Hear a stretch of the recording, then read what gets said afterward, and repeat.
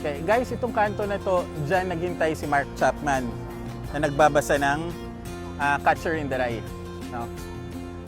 Lakad siya dyan, nakita niya yung limousine ni John Lennon, sasakyan ni John Lennon, dyan binaril pagkapasok sa Dakota Residences.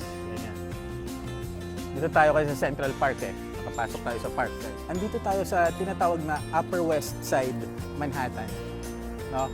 Siyempre, dito ang mayayaman. No? Ayan guys, ang Central Park. Guys, kailangan ko na magmadali. May meeting ako with kumaring Yoko. Imagine there's no heaven. It's easy if you try. Central Park, guys. Ano to pupuntahan ko? Talagang may bus na maghaharang, ano? Cut. Above us, only sky. Imagine all the people. Oh guys, alam niyo na sa likod ko, yan ang The Dakota. Diyan nakatira dati si John Lennon at dito siya pinatay. Ang sabi sa akin, diyan daw nagabang si Mark Chapman, nagbabasa sa kantong yan. Dito bumaba si John Lennon, pagkababa, bang! Papasok dyan. So dito, authorized persons only beyond this point. Oops. Yan. So nakatira dito sa taas si Yoko Ono. No? Etong The Dakota Residences dito sa Manhattan. Guys, mahal din dito. No? Hindi din na mahal talaga dito. No? So dito nakatira si Yoko Ono. Sa tuktok dyan pero sa side banda doon. No? So ito si Kuya dito sa The Dakota Residences dito sa Manhattan kung saan pinatay si Idol. Sayang, no? Dami pa sana niya nagawa mga kantang maganda kung buhay pa sana siya. Yan ang The Dakota Residences. Bakit kaya pinili ni John Lennon dito? Ano sa tingin nyo guys?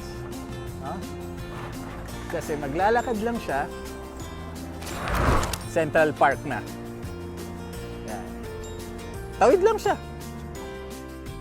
Dito naghintay yung kupal na Mark Chapman sa kantong yan. Diyan siya hinintay. Dito binaba si John Lennon.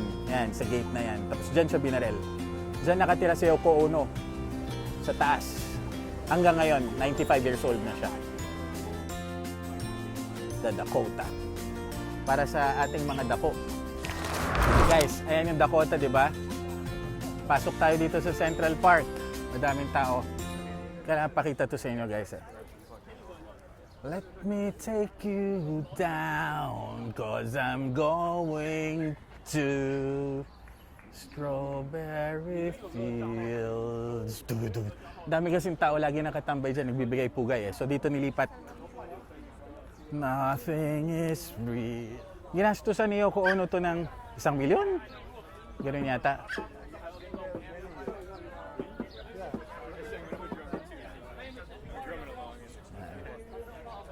Imagine.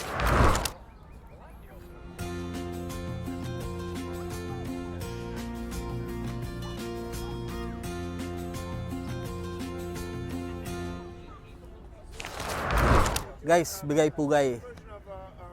Imagine. Ito si Idol. No? Ito si Kuya dito, andito sa may Central Park. No? Dito sa may mosaic na pinagawa ni Kumaring Yoko Ono. No? Nakatira lang siya doon. Alaala kay Idol. Na nagsasabing basta na sa budget, let's review it. Love me, hate me, but never forget me. Subscribe.